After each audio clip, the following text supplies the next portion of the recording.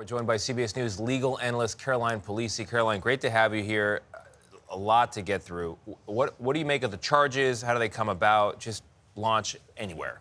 Okay, yeah, crazy case. Just to start out with the strength of these charges, look, the federal government in general has about a 90% success rate when it comes to obtaining a guilty charge after an indictment.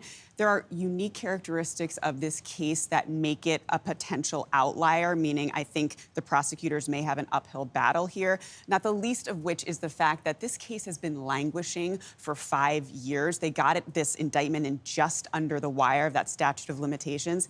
This case has been run up and down the flagpole many times before, including, as Scott noted there, the previous United States Attorney for the Eastern District of Virginia apparently declined to prosecute this case because he didn't feel the evidence was there. Trump had to remove him, insert a personal attorney. She's the only one that signed this indictment. Very rare. Lindsay Halligan. Very rare. Never prosecuted a case. Very rare for a United States attorney herself to go into the grand jury to present that evidence and to sign that indictment.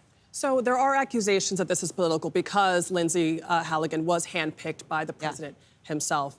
But the grand jury, which is, everyday Americans, they still had to agree. They voted to indict him. Isn't that significant? Absolutely. So we all know the bar to indict is pretty low, and we all know the saying, you can indict a ham sandwich. But the reporting is that they did vote a no bill on at least one of those charges. So it does give you some indication that they were at least, had a skeptical eye to this. But no, absolutely. A prosecutor's duty, however, even though that's a low standard to get the indictment, is higher. They need to believe that they can prove that case beyond a reasonable doubt. So President Trump has been honest about his retribution to what he might call his political enemies. But does it matter the political narrative of it being politics over what we now know this case to be? Well, in this case, it really does matter because you can bet your bottom dollar that the first motion Comey and his attorneys will be making is one for a selective and vindictive prosecution. And they've got the evidence there in the form of that Truth Social tweet, which is one of the strongest cases I've ever seen for a selective prosecution.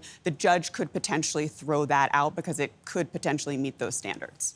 All right, Caroline Polisi, thank you so much for joining us. You always help us unpack everything so well.